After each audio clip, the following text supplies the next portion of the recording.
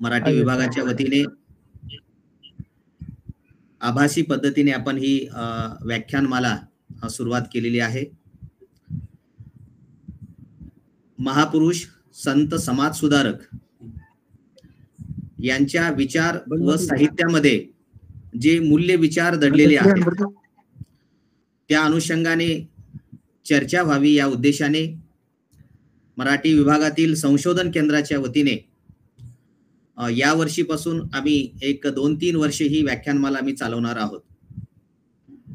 आजचं हे दुसरं पुष्प आहे. 2 दिवसापूर्वी डॉक्टर अनंत राऊत सरांनी तथागत भगवान बुद्धांचा मूल्य विचार या विषयावर सरांनी मांडणी केलेली होती. आज महात्मा बसवण्णांच्या साहित्यातील वचनातील मूल्य विचार या अनुषंगाने मार्गदर्शन करण्यासाठी कोल्हापूर येथील व्याख्याते माननीय एश आंबोळे सर या ठिकाणी उपस्थित झालेले आहेत. त्याचबरोबर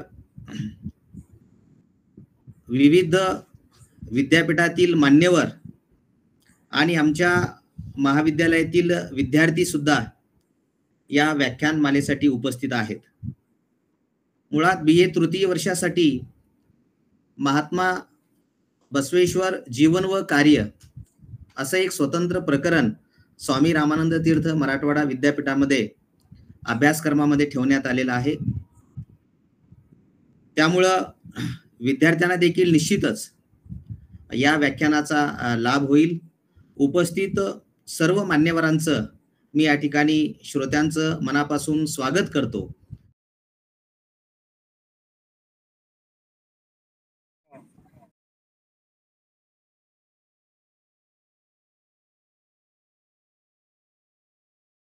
लाभलेले आहेत.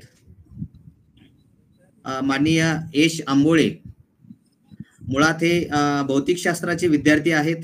भौतिकशास्त्रामध्ये कोल्हापूर विद्यापीठामध्ये ते संशोधनाचं काम करत आहेत. पश्चिम महाराष्ट्रामध्ये ज्या काही परिवर्तनवादी चळवळी आहेत, अंधश्रद्धा निर्मूलन समिती असेल, विद्रोही चळवळ असेल, श्रमिकांची चळवळ असेल, या सगळ्या शरण साहित्याची चळवळ आहे. या सर्व चळवळीमध्ये हिरिरीने एश आंबोळे यांचा सहभाग राहिलेला आहे. तेजस्विता, तपस्विता आणि तत्परता हे 3 गुण तरुणामध्ये असतात असं म्हटलं जातं आणि याची प्रचिती खऱ्या अर्थाने आपल्याला आज या वक्त्याच्या माध्यमातून येईल. एक पुरोगामी विचाराशी फुले शाहू आंबेडकरांची जी विचारधारा आहे त्या विचारधारेशी एकनिष्ठ राहून कार्य करणारे एश आंबोळे हे यांच्या प्रयत्नामुळं कोल्हापूर विद्यापीठामध्ये शरण साहित्य अध्यासन केंद्र सुरुवात झालेलं आहे आणि या केंद्राच्या वतीने अनेक उपक्रम ते राबवत आहेत. प्रमाणपत्र कोर्स सुद्धा या वर्षापासून त्यांनी सुरुवात केलेला आहे आणि त्यांचा या सर्व अध्यासन केंद्रामध्ये सिंहाचा असा वाटा राहिलेला आहे. ते एक चांगल्या पद्धतीचे त्यांचं गायन मी ऐकलेलं नाही, परंतु एक गायक आहेत, एक निवेदक आहेत.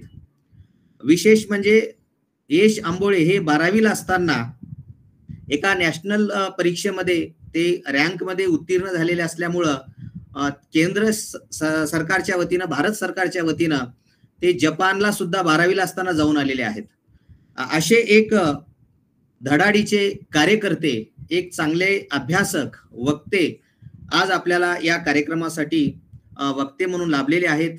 मी एश आंबोळे सर यांचं मनापासून या ठिकाणी स्वागत करतो आणि त्यांना विनंती करतो की आपण महात्मा बसवेश्वरांच्या साहित्यामध्ये, वचन साहित्यामध्ये जे मूल्य विचार आलेले आहेत त्या अनुषंगाने मार्गदर्शन करावे.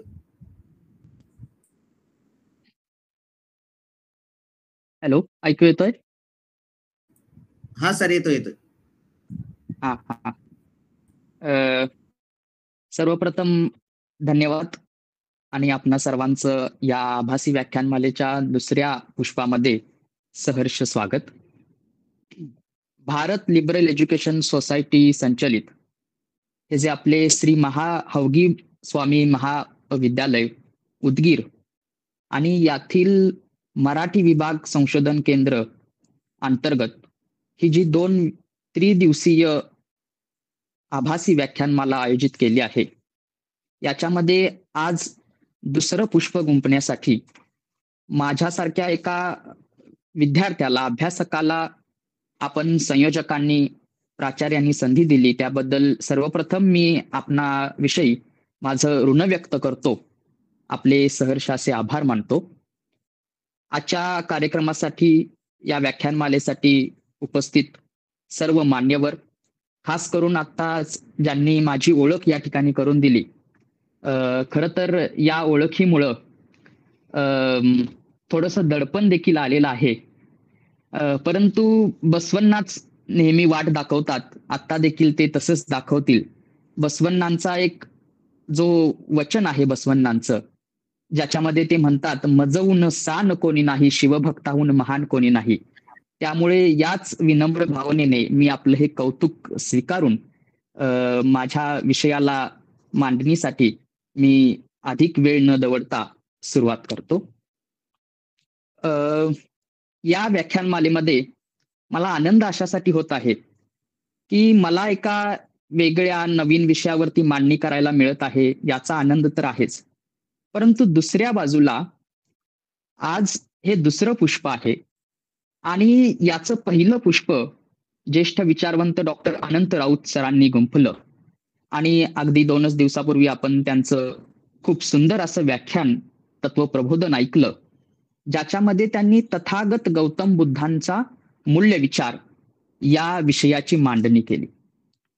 आणि या विषयानंतर आजचं दुसरं पुष्प गुंफण्यासाठी एका माझ्यासारख्या तरुण वाचकाला, अभ्यासकाला महात्मा बसवण्णांच्या वचनातील मूल्य विचार या विषयाची मांडणी करण्याची संधी प्राप्त करून दिली.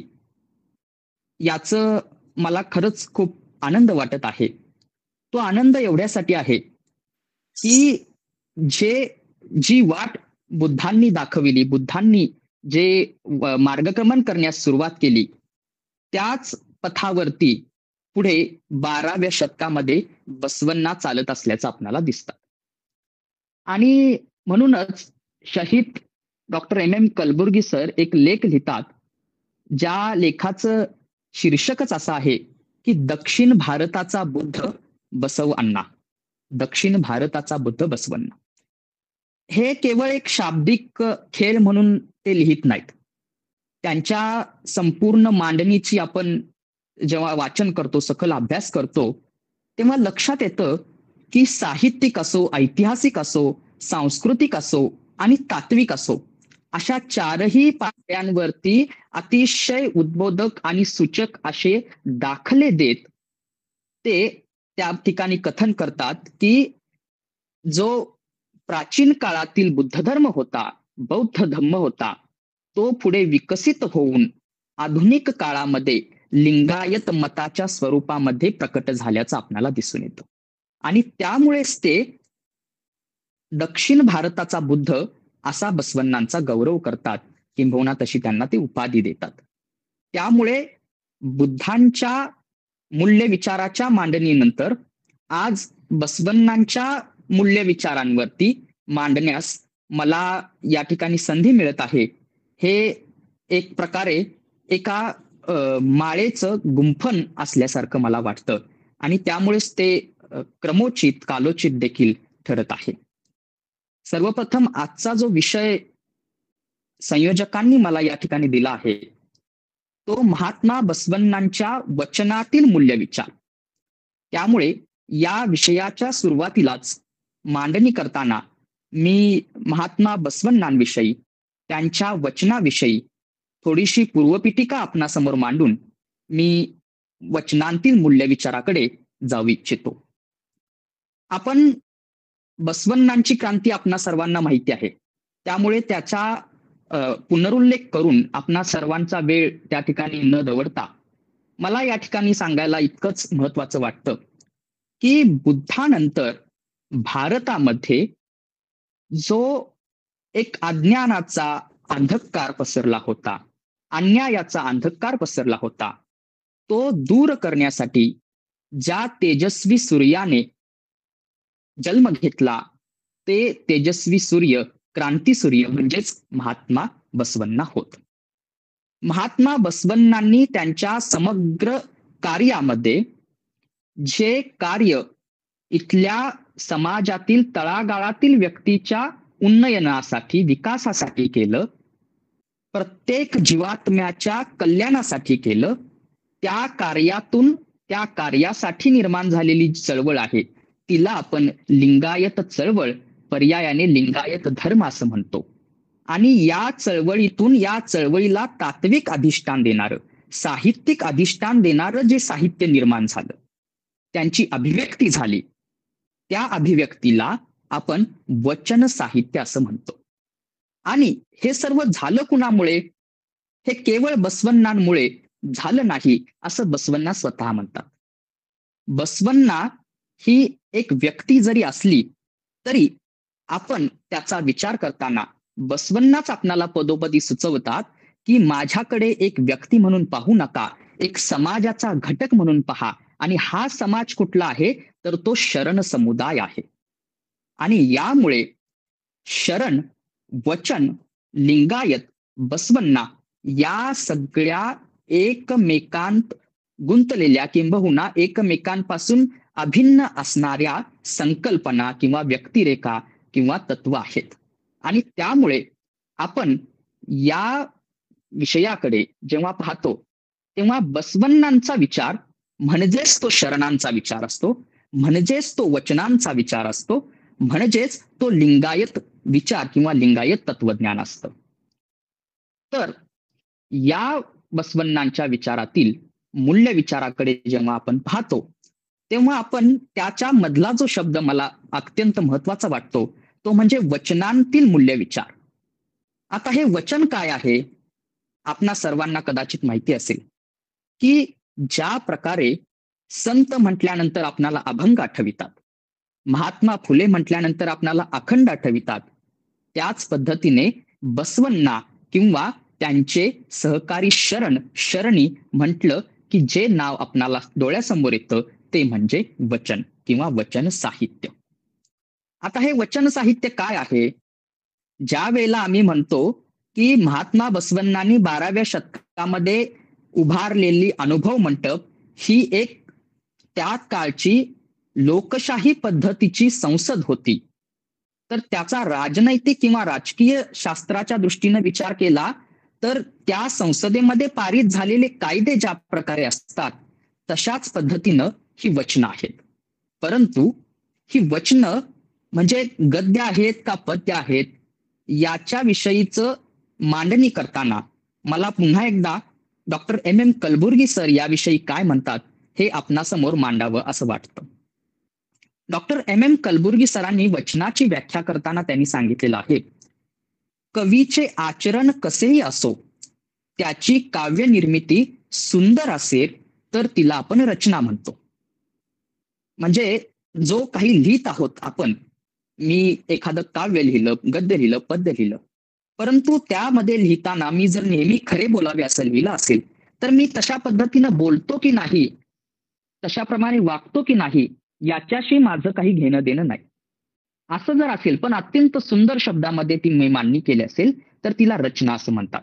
कवीचे आचरण कसेही असो त्याची काव्य निर्मिती सुंदर असेल तर तिला रचना म्हणतात.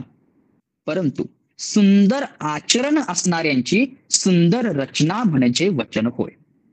सुंदर आचरण असणाऱ्यांची सुंदर रचना म्हणजे वचन होय. त्यामुळे वचन म्हणजे केवळ गद्य अथवा पद्य नाही तर सुंदर बोल चालीची अभिव्यक्ती म्हणजे वचन होय. सुंदर बोलण्याची आणि सुंदर चालण्याची म्हणजेच सुंदर वागण्याची, वर्तणुकीची, आचरणाची अभिव्यक्ती म्हणजे वचन होय. आता याला आधार काय म्हणाल तर बसवण्णांचंच एक वचन आहे. ते या वचनामध्ये म्हणतात, बोलू जाता तरी बोल ऐसे बोला मोतियांची माला गुंफियली, बोल बोलताना बोला ऐसी उक्ती मानकाची दीप्ती कांतिमान, बोलता वाणीत थार नको कलंका जैसी की शलाका स्फटिकाची, ऐसेची बोलावे श्रवोनी वदावे भले श्रवोनी डोलावे भले भले वदावे लिंगराये, आणि अखेरच्या कडव्यामध्ये त्या वचनांच्या ओळींमध्ये बसवण्णा म्हणतात, बोल आणि चाल होय जरी भिन्न, ना होई प्रसन्न कुडल संग. म्हणजे बोलण्याची आणि चालण्याची, तुम्ही जेवढं चालत आहात तेवढंच तुम्ही बोललं पाहिजे.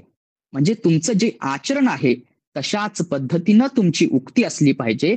याविषयीचा आग्रह नव्हे तर अत्याग्रह बसवण्णांच्या आणि शरणांच्या मांडणीमधून येतो. आणि यामुळे वचन म्हणजे अशा पद्धतीने सुंदर आचरण असणाऱ्यांची सुंदर रचना होय. आणि मग या सुंदर रचनांच्या माध्यमातून जो मूल्यविचार येतो, तो मूल्यविचार कोणत्या पद्धतीचा आहे याची चर्चा आज आपण या ठिकाणी करणार आहोत. खरं म्हणजे तत्वज्ञान म्हणजे आपण जे पाहतो माणसाच्या जीवनाचं ध्येय काय आहे, म्हणजे जीवन कशासाठी, या प्रश्नाचं उत्तर जर कोणतं शास्त्र देतं अशी आपली धारणा असेल किंवा आपला अनुभव असेल, तर तत्वज्ञानातून माणसाच्या जीवनाचं ध्येय किंवा माणसानं जगायचं कशासाठी याचं उत्तर आपण शोधतो. तर ते जगणं कसं असलं पाहिजे, माणसानं जीवन कसं व्यतीत करावं याचं उत्तर आपल्याला नीतिशास्त्र देतं.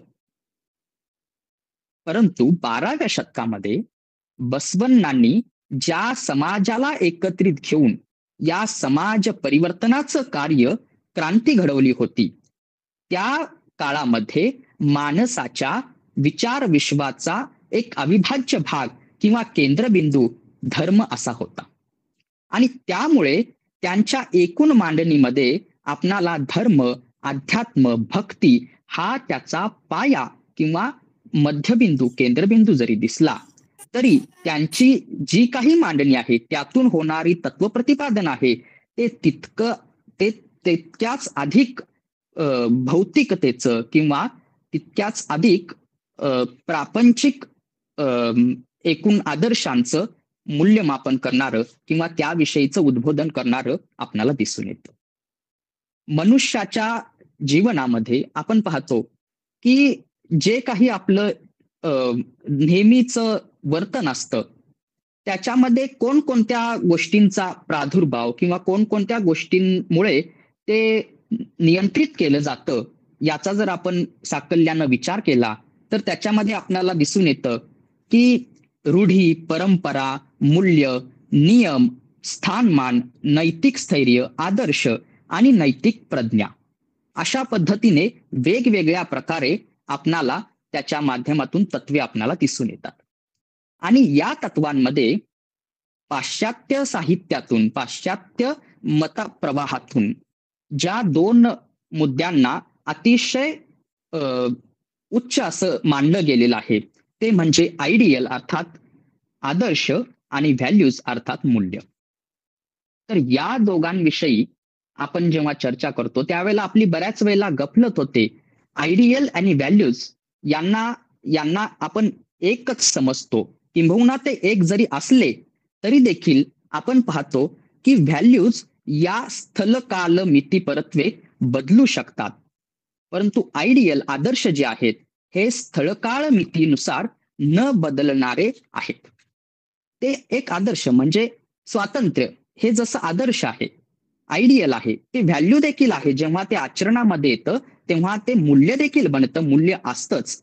परंतु माझे स्वातंत्र्याची व्याख्या आणि पिंजऱ्यामध्ये असणाऱ्या पोपटाची स्वातंत्र्याची व्याख्या म्हणजे याच्यामध्ये आपणाला फरक करणं अवघड जातं. त्यामुळे या मूल्यांच्या विषयी जेव्हा आपण विचार करतो तेव्हा मला असं वाटतं की बसवण्णा आणि त्यांच्या वचनांमध्ये किंवा तत्कालीन शरणांच्या एकूण मांडणीमध्ये आपणाला त्यांनी 12व्या शतकाच्या पार्श्वभूमीवरती ज्या भाषेमध्ये, ज्या शैलीमध्ये त्या मूल्यांचा विचार मांडलेला आहे त्याच पार्श्वभूमीवरती आपण ते समजून घेणं उचित ठरेल असं मला वाटतं. आणि हे जे वचनं आहेत या वचनांच्या माध्यमातून त्यांनी आपलं मूल्य प्रतिपादन करत असताना मला त्यामध्ये 3 वेगवेगळे टप्पे अतिशय महत्वाचे वाटतात. म्हणजे एकूणच बसवण्णांच्या समग्र क्रांतीमध्ये जर तुम्ही कोणते 3 महत्वाचे मुद्दे आहेत असं जर विचारलात, तर मला असं वाटतं की त्यांनी त्यांनी केलेली जी क्रांती होती, ती क्रांती निश्चितच मूल्यांची क्रांती होती.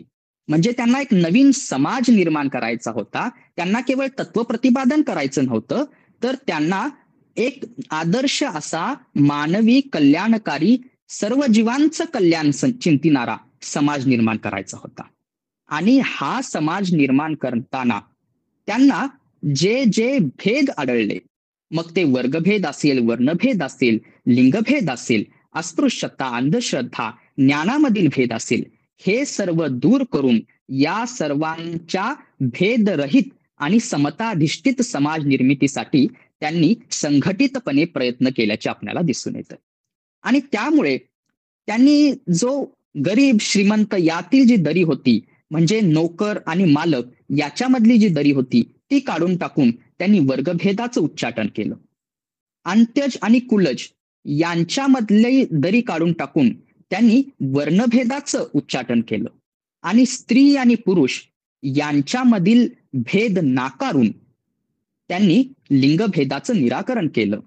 आणि या वर्गभेद, वर्णभेद आणि लिंगभेद या प्रवृत्तींमुळे जे स्थावर बनलेला समाज होता, स्थावर बनलेली मूल्य होती, ते बदलून त्यांनी जंगम म्हणजेच परिवर्तनशील मूल्यांचा स्वीकार करणारा एक समाज निर्माण केला.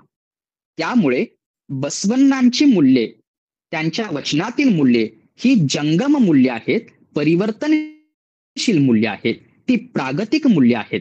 ती पाठीमागं नेणारी नाही, तर नवीन समाजाला पुढे नेणारी, मानवाला पुढे नेणारी ती मूल्य आहेत. यासोबतच मूल्यांचा विचार करताना आपण एखाद्या जर सेश्वरवादी समाजाचा विचार केला, तर मूल्य ही आपण 2 प्रकारची मानू शकतो, ज्याच्यामध्ये प्रापंचिक मूल्य आणि पारमार्थिक मूल्य अशा 2 मूल्यांचा आपण विचार करू शकतो. या पारमार्थिक मूल्यामध्ये अत्यंत त्याच्या मांडणीमध्ये मी जास्त वेळ आज घेणार नाही, परंतु प्रापंचिक म्हणजे भौतिक, म्हणजे समाजाविषयीची जी मूल्य आहेत त्याच्या मांडणीमध्ये आपण थोडासा विचार करूया.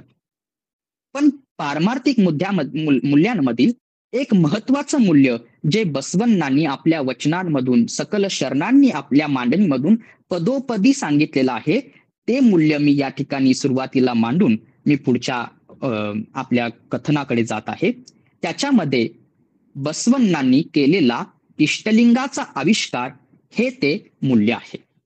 म्हणजे काय, तर त्या काळचा जो समाज होता, आज आपण विचार करून पाहूयात, 12व्या शतकामध्ये ज्या समाजाला तत्कालीन जे कोणी समाजाचे प्रमुख मानले गेले, ज्यांच्याकडं धर्म, अर्थ, काम, मोक्ष या सगळ्याचा एकाधिकार प्राप्त होता, त्यांनी आपल्या या एकाधिकारशाही अबाधित राहण्यासाठी, आपलं ऐतखाऊपण कायम राहण्यासाठी इथल्या कष्टकरी किंवा खालच्या समाजाला, म्हणजे त्यांच्यापेक्षा खाली मानल्या जाणाऱ्या समाजावरती अन्याय आणि अत्याचार केले.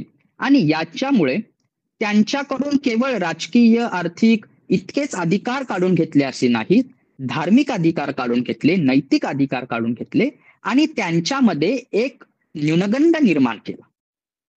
अशा पार्श्वभूमीवरती बसवण्णा त्या काळच्या समाजाला जेव्हा म्हणतात, म्हणजे ज्यांच्याकडे कोणत्याही प्रकारची उपासना पद्धतीचं स्वातंत्र्य नव्हतं, धर्माच्या आचरणाचं स्वातंत्र्य नव्हतं, तत्व विचारांचं प्रतिपादन करण्याचं स्वातंत्र्य नव्हतं, अशा समाजासाठी बसवण्णा हे वचन लिहितात, ज्यामध्ये ते म्हणतात, सधन बांधती शिवालय, देवा गरीब मी करू काय, देहच माझे देवालय, देवळाचे खांब माझे पाय, मस्तक हे सुवर्ण कलश, स्थावर पावे नाश, जंगम हे अविनाश, जाना कुडल संगमेश.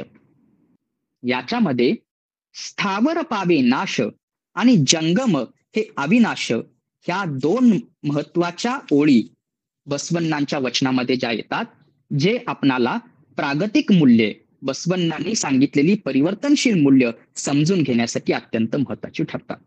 आणि हे सांगत असताना त्यांनी त्या देवळात जाण्याची तुला गरज नाहीये, तुझ्या जवळच तुझा ईश्वर आहे, हे जेव्हा सांगितलं तेव्हा त्या ईश्वर प्राप्तीसाठी त्यांनी इष्टलिंगाचा आविष्कार केला आणि तो त्याच्या गळ्यामध्ये बांधला.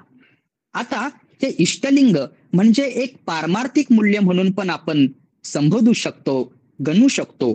त्याचसोबत ते प्रापंचिक सूत्र म्हणून देखील आपण स्वीकारू शकतो. प्रापंचिक तत्व किंवा प्रापंचिक मूल्यांच्या मांडणीसाठी ज्या तत्वांचा आधार त्यांना आवश्यक होता, त्यासाठी त्यांनी ते इष्टलिंग हा आविष्कार केल्याचं आपल्याला दिसून येतं. कारण का?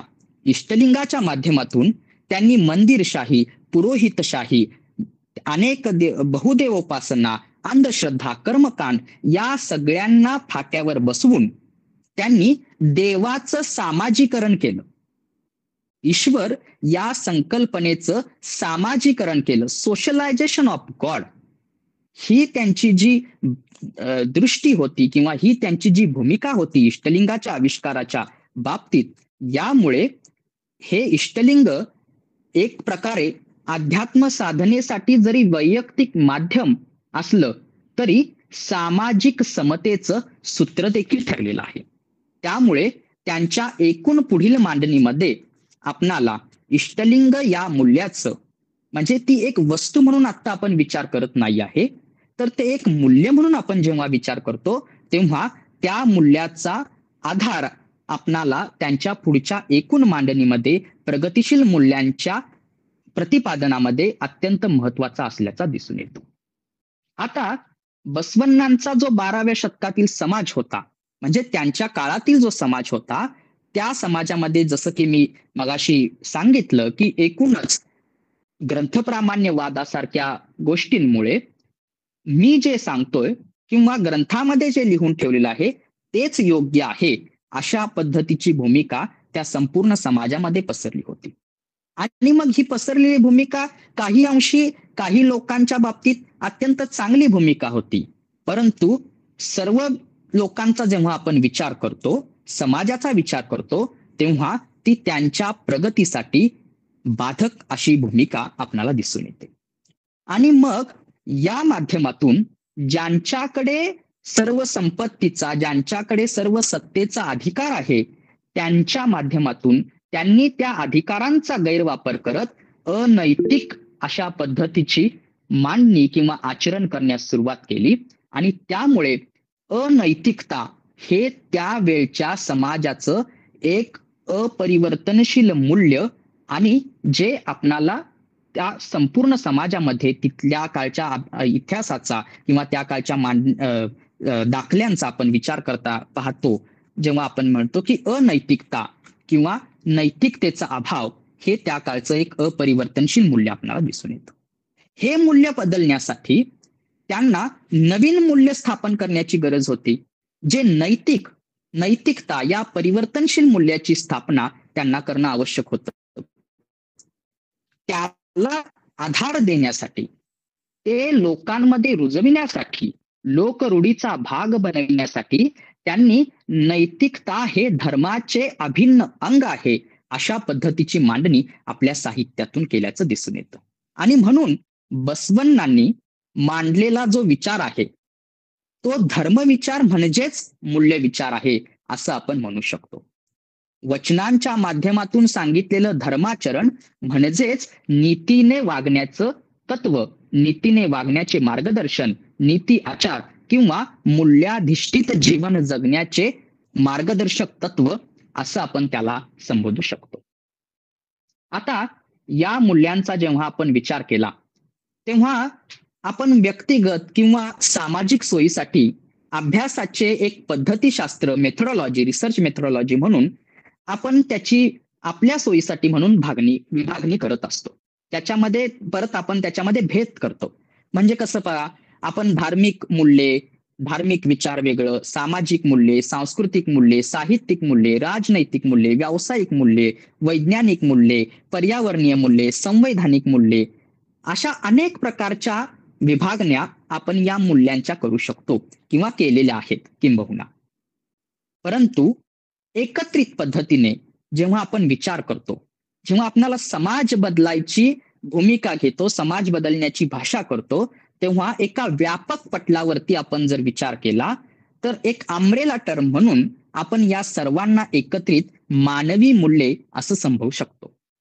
या मानवी मूल्यांकडे आपण पाहिलं तर त्याचं एक उदाहरण आपण लक्षात घेतलं किंवा त्याचं प्रयोजन काय असेल या मानवी मूल्यांचं, तर अत्यंत साधं आपण साध्या शब्दामध्ये सांगायचं झालं तर व्यक्ती किंवा समाज अधोगतीकडे जाऊ नये, त्याची जी प्रगतीची दिशा आहे ती उलट मार्गाने होऊ नये, अधोगतीकडे जाऊ नये म्हणून आचरण करावयासाठी जे सांगितलेले नियम आहेत, स्वीकारायचे विचार आहेत किंवा तत्व आहेत, रूपरेषा आहेत, याला आपण मूल्य असं संबोधू शकतो.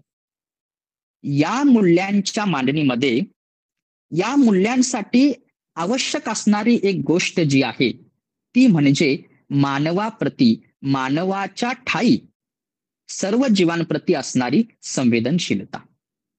कारण ही संवेदनशीलता जेव्हा संपते तेव्हा मूल्यद्रोह होतो.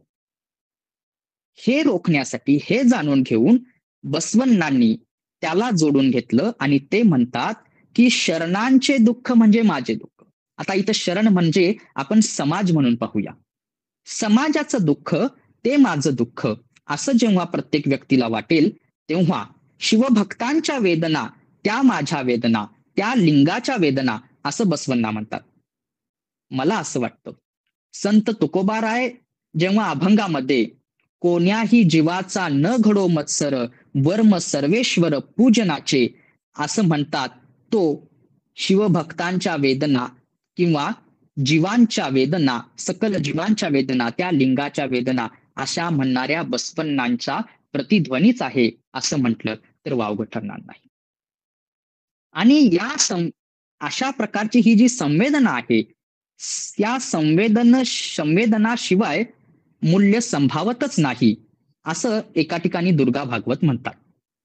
आणि त्यामुळे त्या दुर्गा भागवत ज्या मांडणी करताना त्या एका पुस्तकामध्ये त्यांनी अशी मांडणी केलेली आहे, त्या म्हणतात की दुसऱ्यांच्या सुखाची जितकी आस जास्त तितकी मूल्यांची कदर नेटकी व तितकी मूल्यांची कणव जास्त. आणि म्हणून या मूल्यांचा विचार करत असताना आपण बसवण्णांच्या वचनांचा जेव्हा विचार करतो तेव्हा ते जे असं म्हणतात की सकल जीवात्म्यांचे जो चिंती कल्याण तोच कुडल संघाचा कुलीन शरण. म्हणजेच सर्वांप्रती असणारा हा जो दयाभाव आहे, सर्वांप्रतीची जी कणव आहे, या माध्यमातूनच त्यांच्या मूल्यांचं उन्नयन होण्यासाठी बसवण्णांना हे अभिप्रेत आहे असं आपल्याला दिसून येतं. वचनांचा जेव्हा आपण विचार करतो तेव्हा अनुभव आणि अनुभाव या दोन महत्वाच्या बाबी आपल्याला त्यामध्ये दिसून येतात. ज्या प्रकारे मी म्हणलो की काल बुद्धांच्या मांडणीनंतर आज बसवण्णांची मांडणी करायला मला मिळत आहे, याचा आनंद एवढ्यासाठी आहे की बुद्धांनी देखील अनुभव प्रामाण्यवादी विचाराचा त्या ठिकाणी प्रचार केला किंवा स्वीकार केला. कोणतरी म्हणतंय म्हणून, कशात तरी लिहून ठेवलंय म्हणून ते सत्य आहे असं न मानता आपल्या अनुभवास जे येत आहे त्याचा आपल्या सतसत विवेक बुद्धीने सारासार विचार करून ते स्वीकारायचं का नाकारायचं हे ठरवायचं. या अनुभव हा वचनांमध्ये जो शब्द येतो, म्हणजे आपण अनुभव या शब्दाकडे जेव्हा पाहतो तर तो व्यवहार ज्ञानातून किंवा व्यवहाराच्या पातळीवरती तो शब्द असतो, आणि अनुभव हा जो शब्द आपण पाहतो तर तो आत्मज्ञान किंवा आध्यात्मिक पातळीवरचा तो शब्द म्हणून आपण गणू शकतो. आता या मानवाच्या एकूण जी मानवाची प्रवृत्ती आहे किंवा मानवाचं एक वेगळंपण काय आहे, किंवा मनुष्य प्राणी आपण म्हणतो परंतु इतर प्राण्यांपेक्षा मानवाचं वेगळंपण काय आहे, तर निश्चितपणे विचार करता येणं हे त्याचं वेगळेपण आहे. त्या बाबतीत शहीद डॉक्टर नरेंद्र दाभोळकर सुद्धा एका ठिकाणी म्हणतात की तर्कशुद्ध विचार करणे हे माणूस असण्याचे पहिले लक्षण आहे. अरिस्टॉटल सारखा तत्ववेत्ता देखील म्हणतो की विवेक हेच माणसाचे स्वत्व आणि स्वरूप आहे. आणि म्हणून विवेकानुरूप वागणे याला सद्गुण असं बसवण्णांनी वचनामध्ये सांगितलेलं आहे. पहा, बसवण्णांना जो समाज निर्माण करण्याचा आहे, जे त्यांनी स्वप्न पाहिलेलं आहे, ते स्वप्न पूर्ण करण्यासाठी त्या काळच्या समाजाला एक पार्श्वभूमी तयार करणं, त्यांच्या मनामध्ये उत्साह निर्माण करणं, त्यांच्या मनामध्ये आत्मिक शक्ती निर्माण करणं, आत्मविश्वास निर्माण करणं आवश्यक होतं. या दृष्टीनं विचार करता त्यांनी अशी मांडणी केली आपल्या वचनामध्ये की विवेकानिरूप वागणे म्हणजेच सद्गुण आहे, म्हणजेच मूल्य आहे. आणि मग त्यांच्या या वचनांतील मूल्यांची जेव्हा आपण पद्धतशीर मांडणी करू लागलो, तेव्हा आपणाला असं दिसतं की बसवण्णांनी लिंगायत धर्मामध्ये किंवा वचनांमध्ये सांगितलेले जे पंचाचार आहेत, या पंचाचारामध्ये बसवण्णांच्या समग्र मूल्यांचा एकत्रितपणे अभ्यास किंवा त्याची पद्धतशीर विभागणी आपण करू शकतो. काय आहेत हे पंचाचार? म्हणजे बसवण्णांच्या एकूण मांडणीमध्ये 3 महत्वाच्या बाबी आहेत. एक म्हणजे त्यांनी सांगितलेले पंचाचार, ते त्यांचं व्यक्तिगत, सामाजिक, धार्मिक, राजनैतिक जीवन कसं जिंकावं याविषयीचं नैतिक उद्बोधन करणारे ते आचार आहेत. त्यानंतर षटस्थल साधना आपण ज्याला म्हणतो, षटस्थल, त्यामध्ये त्यांनी सांगितलेले म्हणजे ती एक आध्यात्मिक उन्नतीकडे, व्यक्तीच्या भौतिक जीवनातून आध्यात्मिक जीवनाकडे वाटचाल करण्याची सांगितलेली एक पद्धत किंवा मार्गक्रमण त्यांनी आहे. आणि अष्टावरण हे जे त्यांनी सांगितलेली 8 आवरणं किंवा 8 साधनं आहेत, जी व्यक्तीच्या सामाजिक आणि वैयक्तिक उन्नयनासाठी आवश्यक आहेत. या 3 मांडणींचा आपण विचार करतो. पण जेव्हा आपण या व्याख्यानामध्ये मूल्यविचारांचा विचार करत आहोत, त्यामुळे आपण केवळ पंचाचारापुरतं आज या ठिकाणी आपल्याला मर्यादित ठेवूयात. आणि या पंचाचारामध्ये मला असं वाटतं की त्यांनी मांडलेले जे 5 विचार आहेत, 5 आचार त्यांनी जे सांगितलेले आहेत, त्याच्यामध्ये पहिला आहे लिंगाचार, दुसरा सदाचार, तिसरा शिवाचार, चौथा भृत्याचार आणि 5वा गणाचार. या 5 आचारांचा आपण साकल्याने विचार केला किंवा एकत्रित अभ्यास केला तर बसवण्णांचा मूल्य विचार, बसवण्णांचं नीतिशास्त्र आपल्याला समजून येईल. ते कशा प्रकारे?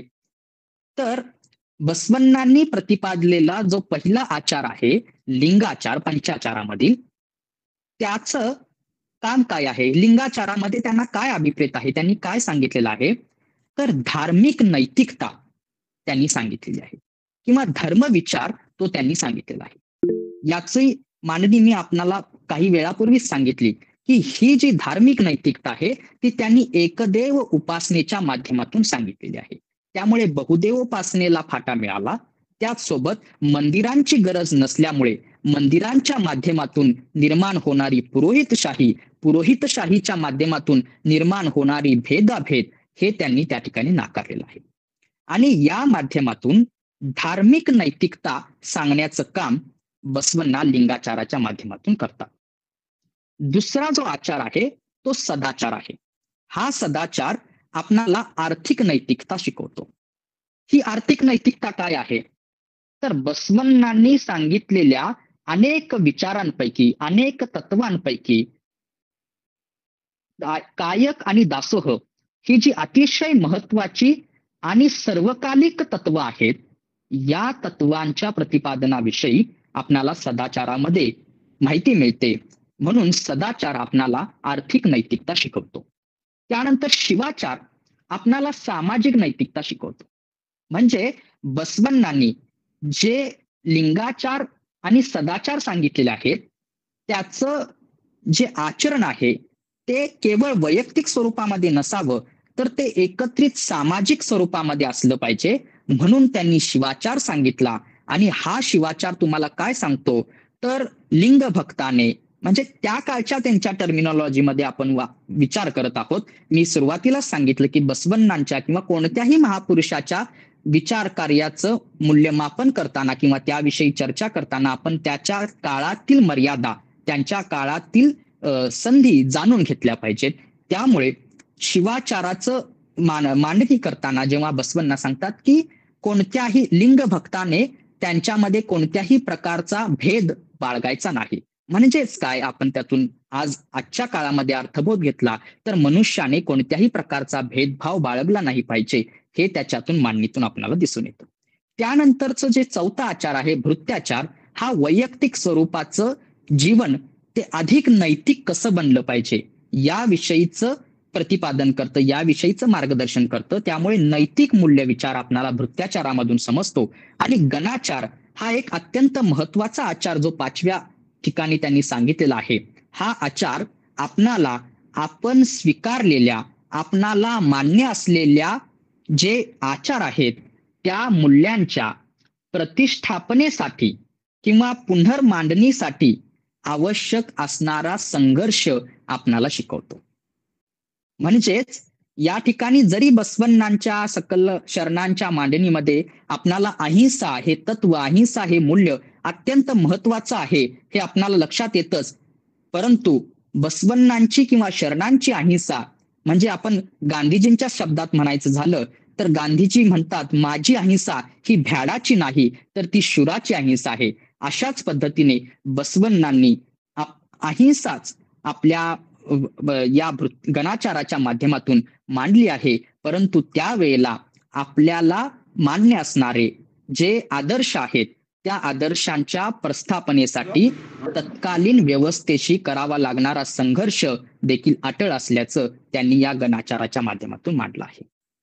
आता या पाच आचाराच्या माध्यमातून, पंचाचाराच्या माध्यमातून आपणाला कोणकोणते वेगवेगळे आचार किंवा कोणकोणती मूल्य बसवण्णांच्या मांडणीमध्ये येतात ते अतिशय थोडक्या काळामध्ये, थोडक्या शब्दामध्ये आणि मोजक्या उदाहरणादाखल मी आपणाला सांगू इच्छितो. त्यातील पहिलं आपण मूल्य घेऊया ते म्हणजे सत्य. हे अत्यंत सर्वकालिक आणि सर्व प्रदेशीय असं मूल्य आहे. सत्य वैश्विक मूल्य आहे. या मूल्याविषयी बसवण्णा एका ठिकाणी म्हणतात, नेहमी सत्यची बोलावे, जैसे बोलावे तैसेची चालावे, असत्य भाषी दुराचारींना आपलेसे ना करी कुडल संगमध्ये.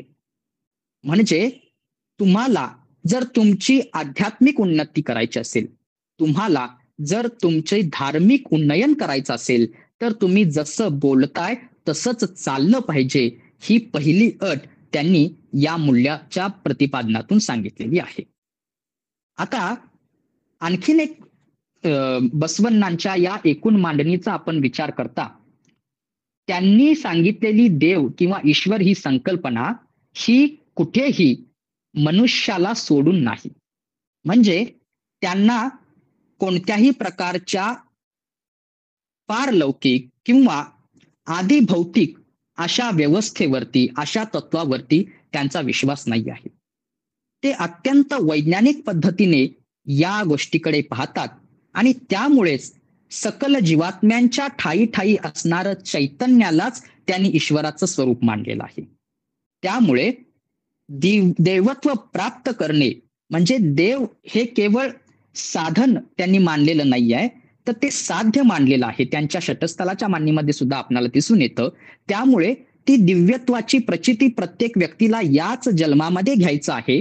स्वर्गलोक, मृत्यूलोक असे कोणतेही वेगळे लोक नाही आहेत. देवलोक, मृत्यूलोक नसती हो वेगळे, सत्य बोलणेच देवलोक, असत्याची मृत्यूलोक, सदाचारची स्वर्ग, दुराचारची नरक. अशा वचनाच्या माध्यमातून त्यांनी सत्य आणि सदाचाराचे मूल्याची प्रतिष्ठापना, मूल्याची मांडणी केल्याचं आपल्याला दिसून येतं. या सत्यानंतर आपण जातो ते अहिंसा या मूल्याकडे. मगाशी त्याची थोडी बहुत चर्चा झाली, परंतु या अहिंसा या मूल्याचं प्रतिपादन करताना एक वचन मला फार महत्वाचं वाटतं, ज्यामध्ये बसवण्णा म्हणतात, जो हत्या करतो तोच मातंग, जो अभक्ष खातो तोच महार, असे कुल कसले, त्यांचे कुल कसले असे विचारता, सकल जीवात्म्यांचे इच्छिती कल्याण, तो कुडल संगम देवाचा कुलीन शरण, असं ते म्हणतात. त्यामुळे या हिंसेच्या माध्यमातून जी एक सामाजिक भेदाची परिस्थिती निर्माण झाली होती ती देखील उच्चाटन करण्यासाठी बसवण्णांनी अहिंसा या मूल्याचा कशा पद्धतीने वापर केल्याचं आपणाला यातून दिसून येतं. त्यानंतरचं जे मूल्य आपणाला या ठिकाणी मला महत्वाचं वाटतं ते म्हणजे सद्विनय. सद्विनयाची मांडणी करताना बसवण्णा एका ठिकाणी म्हणतात की सद्विनयास भाळतो सदाशिव, अन्यथा अव्हेर तसे कुडल संगमदेव. मग याचं अत्यंत एक चांगलं चपखल असं उदाहरण देताना ते एका वचनामध्ये म्हणतात, फार सुंदर शब्दामध्ये ते वचन आहे. ते म्हणतात, यावे म्हणत पुसता क्षेम कुशल, देह कांती तुमची उडून जाईल का? या बसा म्हटल्यास तुम्ही खचून जाईल का तुमची भूमी? पाहुनी बोलला जर सत्वर, फुटेल का तुमचे शिर अथवा उदर? भले तुम्ही काही देऊ नका, परी नसेल जर सद्भाव, नाक कापल्याविन राहील का प्रभू कुडल संगमदेव. त्यामुळे प्रत्येकाशी, आपल्या संपर्कात येणाऱ्या प्रत्येक व्यक्तीशी सद्भावाने, सद्विनयाने वागावे, हे मूल्य ते या वचनाच्या माध्यमातून सांगतात. यानंतर मला त्यांचं आणखीन एक महत्वाचं मूल्य सांगायचं आहे. ते म्हणजे समय किंवा वेळेचं महत्व सांगणारं ते मूल्य आहे.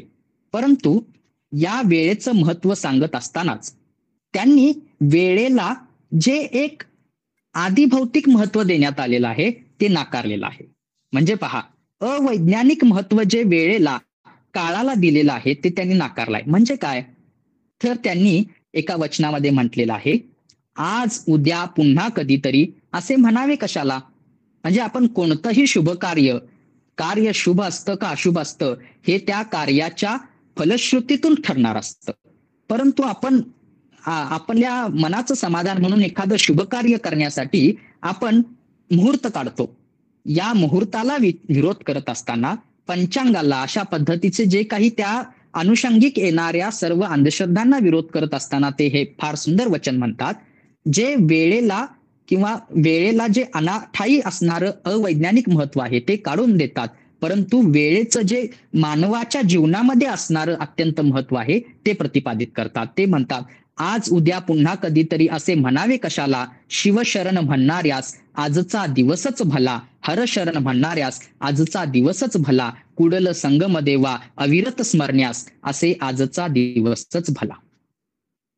या माध्यमातून त्यांनी ही जी काही वेळेच्या माध्यमातून तयार होणारी अंधश्रद्धा आहे ही निराकरण करण्याचा या मूल्याच्या माध्यमातून त्यांनी प्रयत्न केलेला आहे.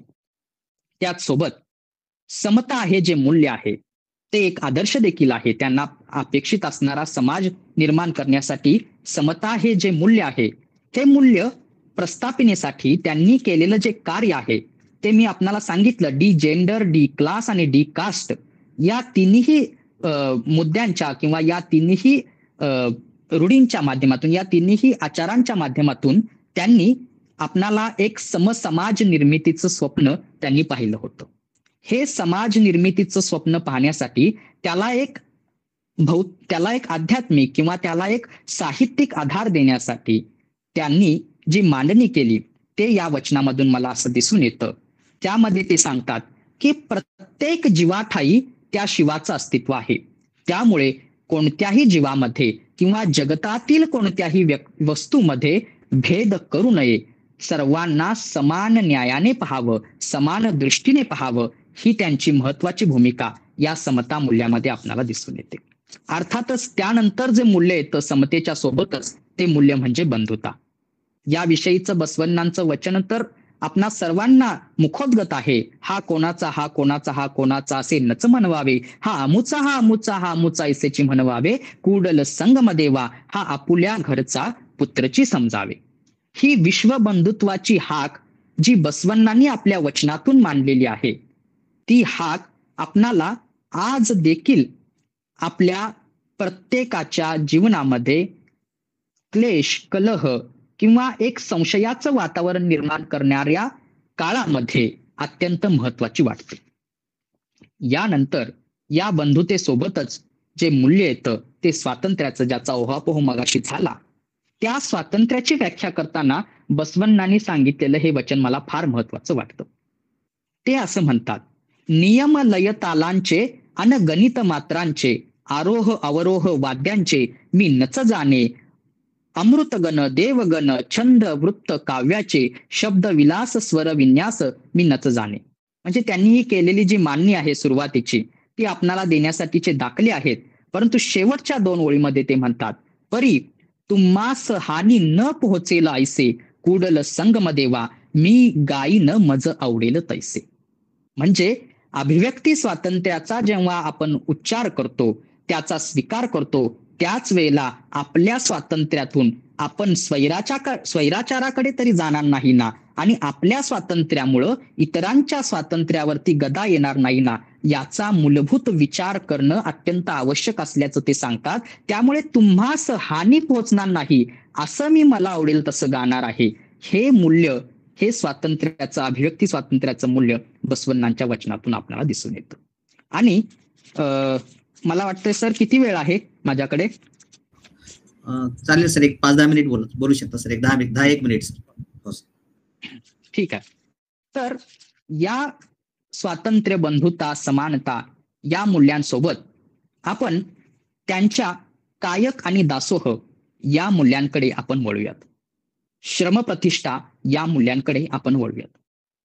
खरं तर अनेक प्रकारचे तत्ववेत्ते, विचारवंत, अभ्यासक असं एक विधान करतात, सरळ धोपट मांडणी करतात की, आणि ती काही अंशी खरीही आहे, की पाश्चिमात्य मत किंवा पाश्चिमात्य मूल्यविचार हा बहिर्मुख आहे आणि भारतीय मूल्यविचार हा अंतर्मुख आहे. म्हणजे आपण असं म्हणतो किंवा त्या अभ्यासातून आपल्याला असं दिसून येतं की पाश्चिमात्य तत्वज्ञानातून आलेला जो विचार आहे तो अधिकाधिक समाजाच्या बाबतीत किंवा भौतिक घटकांच्या बाबतीतला आहे, मटेरियलिस्टिक आहे.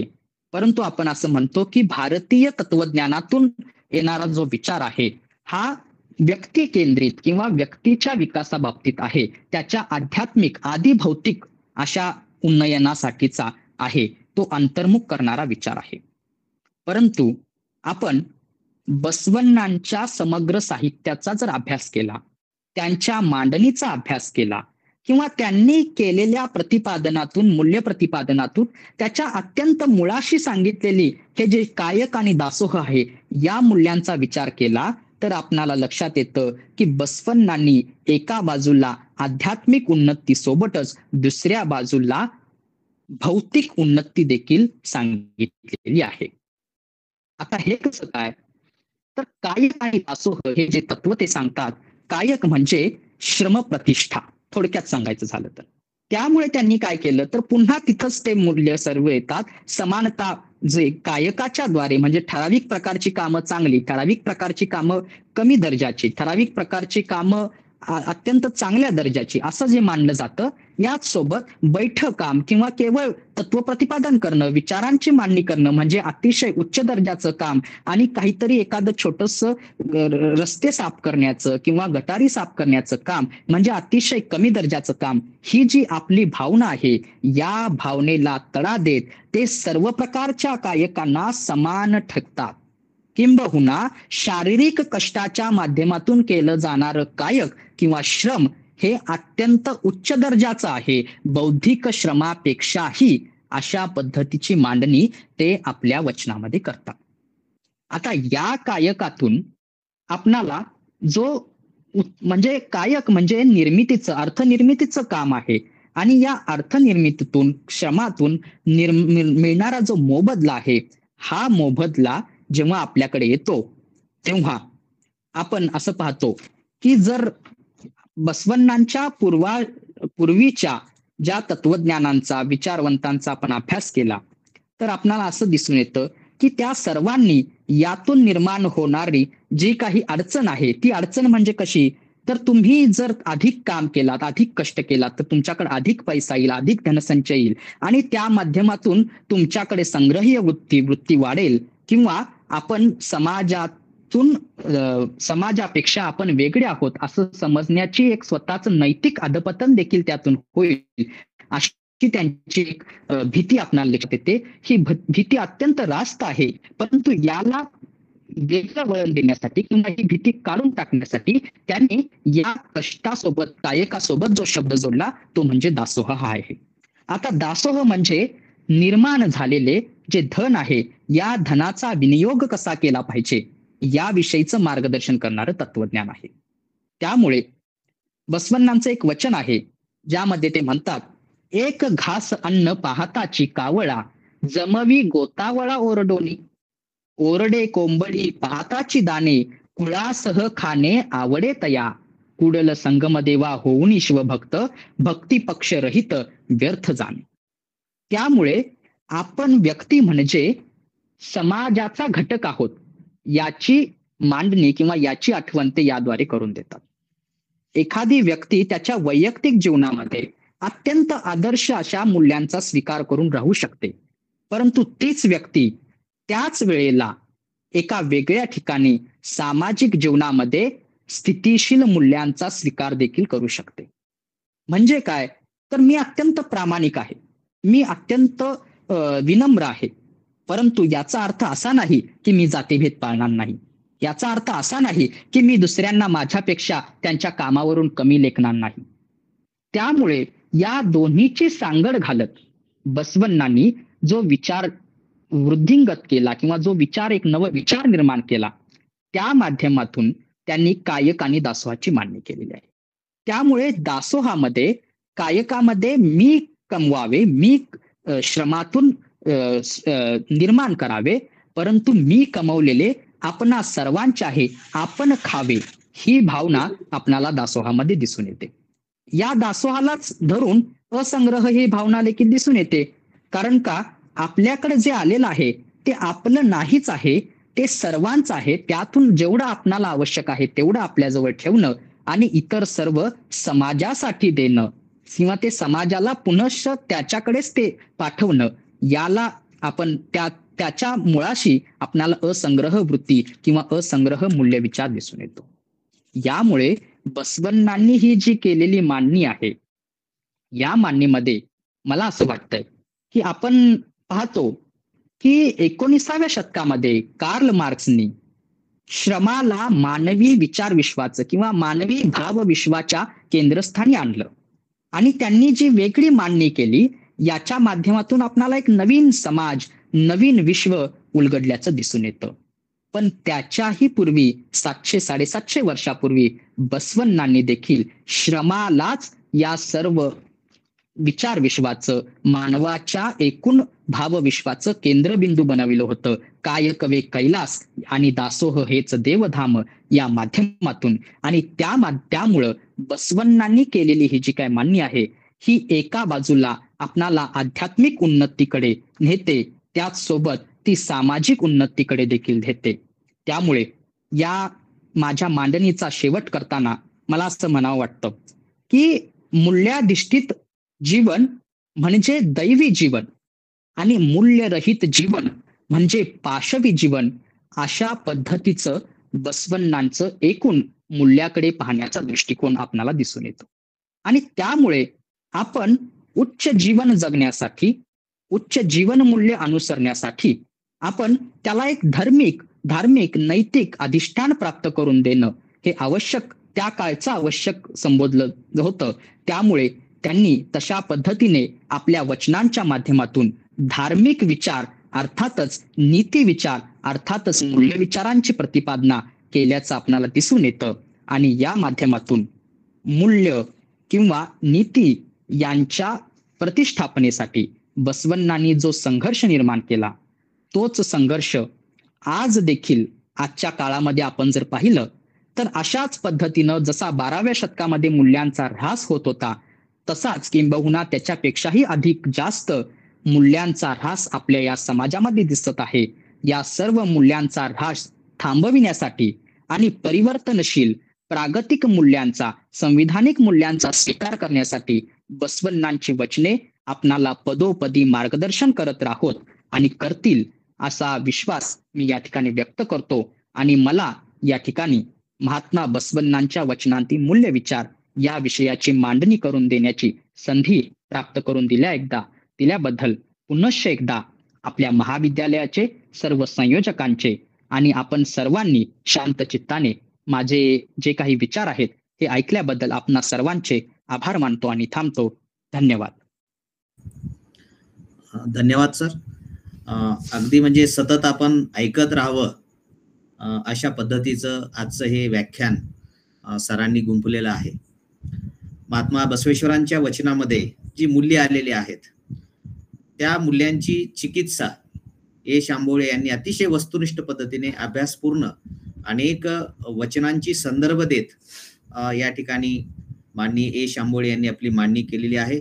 आपण या ठिकाणी खरं तर वेळ देऊन श्रोते अजून आपल्या म्हणजे ऐकण्यासाठी उत्सुक होते, परंतु आपल्याला वेळेचं आपण बंधन वगैरे असल्यामुळं आपण थांबलेलो आहोत सगळेजण. यानंतर मी अध्यक्षीय समारोपासाठी प्राध्यापक डॉक्टर चिमुरे सर यांना मी विनंती करतो की अध्यक्षीय समारोप करावा. श्री हौगी स्वामी महाविद्यालय उदगीर आणि मराठी विभाग व संशोधन विभाग यांच्या वतीने आयोजित केलेल्या या दुसऱ्या व्याख्यानमालेचे प्रमुख पाहुणे ज्यांनी अतिशय चिंतनशील मांडणी केलेली आहे ते महात्मा बसवेश्वर महाराजांच्या साहित्याचे अभ्यासक यश आंबोले, त्याचबरोबर या व्याख्यानमालेसाठी उपस्थित असलेले आदरणीय प्राचार्य Betkar sir, Mashalkar sir, Chandrakant Joshi sir, या व्याख्यानमालेचे समन्वयक प्राध्यापक तंगावार सर, आमच्या महाविद्यालयाचे प्राचार्य, या व्याख्यानमालेसाठी उपस्थित असलेले महाराष्ट्रातील अनेक श्रोतेगण. सुरुवातीला माझ्या काही वैयक्तिक अडचणीमुळे मला नीटस या कार्यक्रमाला जॉईन होता आलं नाही, त्याबद्दल सर्वांचं मी नम्रपूर्वक माफी मागतो आणि माझ्या मनोगत व्यक्त करतो. मराठी विभागाने गेल्या अनेक वर्षापासून वेगवेगळे उपक्रम राबवत आलेला आहे. त्यातीलच एक भाग म्हणून यावर्षी महापुरुषांच्या साहित्यातील, महापुरुषांच्या विचारातील मूल्य विचार हा धागा आणि ध्येय डोळ्यासमोर ठेवून ही व्याख्यानमाला आम्ही आयोजित केलेली आहे. समाजामध्ये आज जर आपण पाहिलं तर प्रचंड मूल्यांचा ऱ्हास होत आहे आणि जिथं मूल्य पायदळी तुडवले जातात, मूल्यांचा ऱ्हास होतो, अशा काळामध्ये मूल्य जतन करून ठेवण्याचं काम समाजातील विद्वान, प्राध्यापक, सुशिक्षित लेखकांचं, साहित्यिकांचं प्रचंड मोठं काम आणि जबाबदारी असते. म्हणून आम्ही मुद्दाम होऊन मूल्य विचारावर व्याख्यान ठेवलेलं आहे. महात्मा गौतम बुद्धांचा जो विचार आहे तो समता, स्वातंत्र्य, बंधुभाव, सामाजिक न्याय आणि याच विचारांचा वसानी वारसा पुढे घेऊन जाण्याचं काम. म्हणजेच गौतम बुद्धांच्या नंतर हा विचार महात्मा बसवेश्वर महाराजांनी 12व्या शतकामध्ये समाजामध्ये रुजवण्याचा प्रयत्न केला आणि हे रुजवत असताना कृतीला महत्व दिले. आचरणाची अभिव्यक्ती म्हणजे वचन साहित्य, हे जे आजच्या वक्त्यानं सांगितलेलं आहे. अभिव्यक्तीला आचरणाची जोड नसेल, कृतीला आचरणाची जोड नसेल, तर ती कृती, ते बोलणं संयुक्तिक नसतं. म्हणून संत तुकाराम महाराजांनी असं म्हटलेलं आहे की बोले तैसे चाले त्याची वंदावी पाऊले. जी माणसं बोलतात तशी चालतात त्याच माणसाची जयंती होत असते, त्याच माणसाची विचाराची रुजवात होत असते, त्याच महापुरुषांचे विचार निरंतर आणि चिरंतर समाजाला फायद्याचे असतात. आणि म्हणून एका दीपस्तंभासारखे काळाला मार्गदर्शन करणारे महात्मा गौतम बुद्धांचे विचार असतील, महात्मा बसवेश्वरांचे विचार असतील, ते आपल्या समाजामध्ये पुन्हा एकदा रुजवण्याचा आपण प्रयत्न करावा, हा प्रामाणिक हेतू ठेवून ही व्याख्यानमाला आयोजित करण्यात आलेली होती. महात्मा बसवेश्वर महाराजांनी वर्ण व्यवस्था, वर्ग व्यवस्था आणि लिंग व्यवस्थेला धक्का देण्याचं काम, ह्या तिन्ही व्यवस्था संपुष्टात आणण्याचं काम केलेलं आहे. स्त्रीची प्रतिष्ठा, काम करून घाम घालणाऱ्या माणसाचं श्रमाचं मूल्य आणि जी माणसं धन कमवतात, पैसे कमवतात, ते काहीतरी समाजाचे देणं लागतात आणि म्हणून ती उपकाराची जाणीव ठेवून दासोही संकल्पना समाजामध्ये आणण्याचा प्रयत्न बसवेश्वर महाराजांनी केलेला आहे. आजचं व्याख्यान अतिशय चिंतनशील, विचारशील आणि आश्वासक, नवीन पिढीला प्रेरणा देणारं आणि जुन्या माणसाला विचार करणारं आजचं व्याख्यान. आदरणीय आमचे अभ्यासक, ते तरुण असले तरी, वयाने तरुण असले तरी, ते मनाने फार मोठे आहेत, ते अभ्यासाने मोठे आहेत, हे त्यांच्या मांडणीतून आपल्याला दिसून आलेलं आहे. आमच्या महाविद्यालयात जी व्याख्यानमाला चालते त्या व्याख्यानमालेमध्ये यशजी आपण यशस्वी असं मार्गदर्शन करून आमच्या व्याख्यानमालेची उंची वाढवलात, त्याबद्दल महाविद्यालयाच्या वतीने, आमच्या प्राचार्यांच्या वतीने आम्ही तुमचे आभार मानतो. या कार्यक्रमाला उपस्थित असलेले आमचे मार्गदर्शक, आमच्या महाविद्यालयाचे माजी ग्रंथपाल बाबूराव माशाळकर, बागबंदे, पुन्हा बेटकर सर, चंद्रकांत जोशी सर, हे अनेक मान्यवर महाराष्ट्रातून उपस्थित राहिले. त्यांचे सर्वांचे मी आभार मानतो. आमच्या विद्यार्थ्यांचे आभार मानतो. तुमच्यामुळेच ही व्याख्यानमाला यशस्वी होऊ शकली, त्याबद्दल आम्ही तुमच्या ऋणात राहू शकतो. येत्या 24 तारखेला सुद्धा अण्णाभाऊ साठे यांच्या साहित्यातील मूल्य विचार प्राध्यापक प्रकाश नाईक हे वक्ते आहेत. त्याही व्याख्यानमालेचा आपण आस्वाद घेण्यासाठी आपण उपस्थित राहावं असं आव्हान करून सर्वांचं पुनश्च एकदा आभार मानतो. महाविद्यालयाने ही संधी उपलब्ध करून दिली त्याबद्दल प्राचार्यांचे आभार मानतो. आमच्या या व्याख्यानमालेचे समन्वयक, की ज्यांच्यामुळे ही व्याख्यानमाला मी फार घाईत असताना सुद्धा सरांनी अतिशय चांगल्या पद्धतीने ही व्याख्यानमाला घेण्याचं धाडस केलं. एकदम चांगली सुरळीत व्याख्यानमाला सर घेतायत, त्याबद्दल तंगावर सरांचे मी मनपूर्वक आभार मानतो. आणि सर्व श्रोत्यांच्या वतीने हा कार्यक्रम संपला, ही व्याख्यानमाला संपली आजची, असं जाहीर करतो. धन्यवाद. धन्यवाद सर. धन्यवाद सर. यानंतर आभार व्यक्त करतील ग्रंथपाल अजित रंगदळ.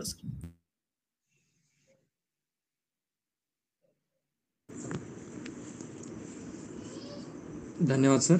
श्री हावगी स्वामी महाविद्यालय मराठी विभाग व संशोधन केंद्र आयोजित आभासी व्याख्यानमालेचे आज हे दुसरे पुष्प होते. आज या दुसऱ्या पुष्पाचा विषय होता महात्मा बसवण्णांच्या वचनातील मूल्यविचार. या विषयावर आजचे वक्ते माननीय यश विजय आंबोळे यांनी वचन म्हणजे काय, वचन साहित्य म्हणजे काय, अनुभव मंडप, अंधश्रद्धा, कर्मकांड या विषयावर अतिशय सुंदर मांडणी करून महात्मा बसवण्णांच्या वचनातील मूल्यविचार या ठिकाणी मांडले, त्याबद्दल मी त्यांचे आभार मानतो. तसेच या आभासी व्याख्यानमालेचे संयोजक मराठी विभाग प्रमुख डॉक्टर सुशील प्रकाश चिमोरे सर यांनी या कार्यक्रमाचे अध्यक्षीय समारोप केले, त्याबद्दल मी त्यांचेही आभार मानतो. तसेच या कार्यक्रमाचे समन्वयक डॉक्टर म.ई. तंगावर सर यांनी या व्याख्यानमालेचे दुसऱ्या पुष्पाचे वक्ते माननीय यश आंबोले यांचा परिचय, तसेच या व्याख्यानमालेचे संयोजन व समन्वय अतिशय चांगल्या प्रकारे करून सूत्रसंचालन केले, त्याबद्दल मी त्यांचेही या ठिकाणी आभार मानतो. तसेच महाविद्यालयातील प्राध्यापक, शिक्षक, शिक्षकेतर कर्मचारी तसेच विद्यार्थी विद्यार्थिनीही उपस्थित होते, त्याबद्दल मी त्यांचेही आभार मानतो. या व्याख्यानमालेस इतर महाविद्यालयातील तसेच विद्यापीठातील प्राध्यापकही उपस्थित होते. टिळक विद्यापीठातील प्राध्यापिका डॉक्टर नलिनी वाघमारे मॅडम, तसेच राज्यशास्त्र अभ्यास मंडळाचे चेअरमन डॉक्टर लक्षेट्टे सर, तसेच इतर सन्माननीय ग्रंथपाल, प्राध्यापक, संशोधक, विद्यार्थी विद्यार्थिनी या ठिकाणी उपस्थित राहून या कार्यक्रमाची शोभा वाढवली, त्याबद्दल मी या सर्वांचे आभार मानतो. या कार्यक्रमास एकूण 63 श्रोत्यांनी या कार्यक्रमास सहभाग नोंदवला, त्याबद्दल मी या सर्वांचे आभार मानून ही व्याख्यानमाला संपली. असे जाहीर करतो. धन्यवाद.